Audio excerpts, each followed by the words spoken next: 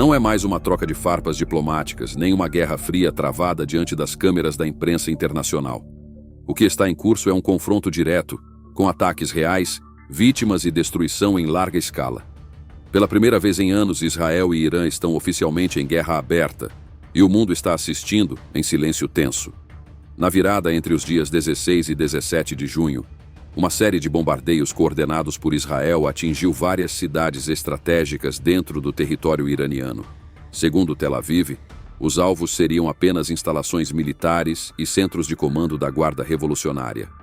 Mas os mísseis não fizeram distinção. Edifícios de comunicação foram destruídos. Hospitais foram atingidos. Vidas civis perdidas. Entre as vítimas estavam jornalistas que trabalhavam em transmissões ao vivo e voluntários da Cruz Vermelha que prestavam socorro em Kermanshah. A repercussão foi imediata.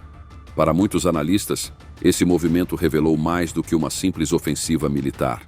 Mostrou que, sob o pretexto de neutralizar ameaças estratégicas, Israel estaria disposto a cruzar linhas perigosas, inclusive aquelas definidas pelo direito internacional humanitário.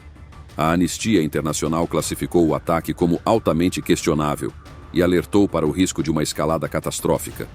O Irã respondeu, e não com palavras. Batizando sua contraofensiva de True Promise 3, lançou uma enxurrada de mísseis balísticos e drones kamikaze em direção a pontos cruciais do território israelense.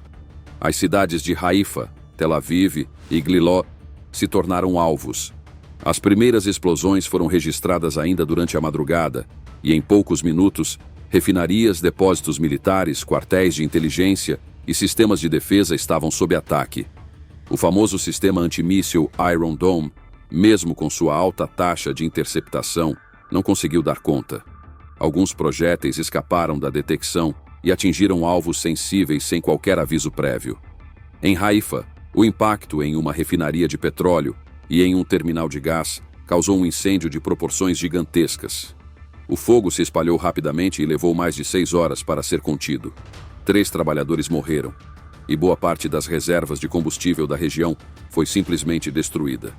Em Tel Aviv, um dos mísseis atingiu um depósito militar nos arredores da cidade, gerando uma sequência de explosões secundárias que assustaram até quem estava a quilômetros de distância. A onda de choque arrebentou janelas de prédios residenciais, provocou pânico entre os moradores e levou milhares de pessoas aos abrigos subterrâneos.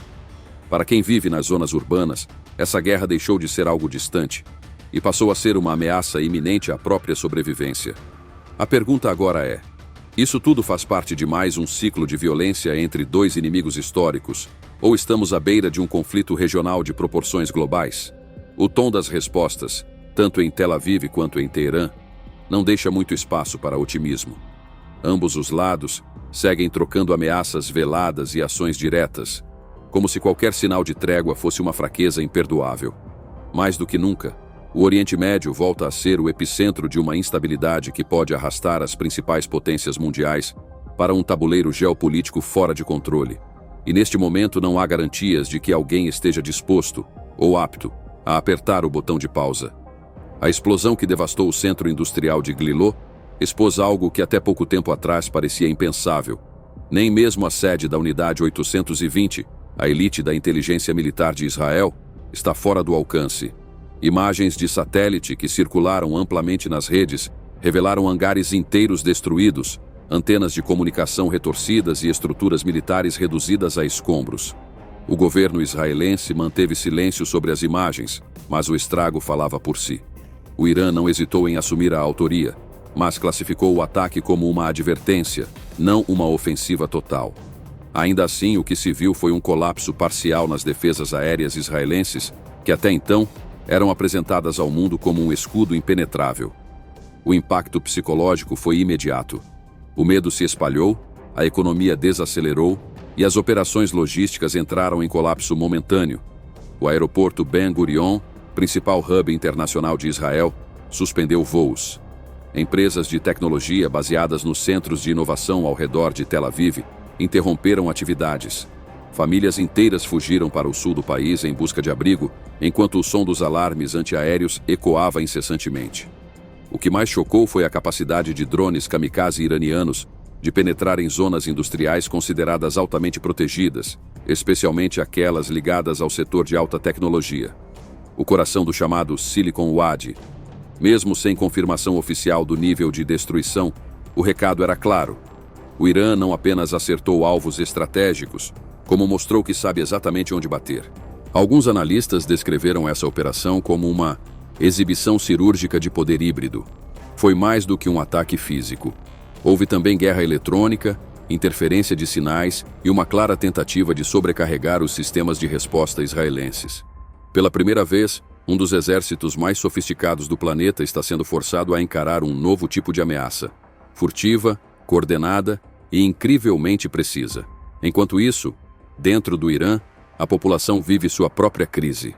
Cidades inteiras estão sendo esvaziadas. Hospitais operam no limite. O fornecimento de energia sofreu colapsos e as comunicações foram interrompidas em várias regiões.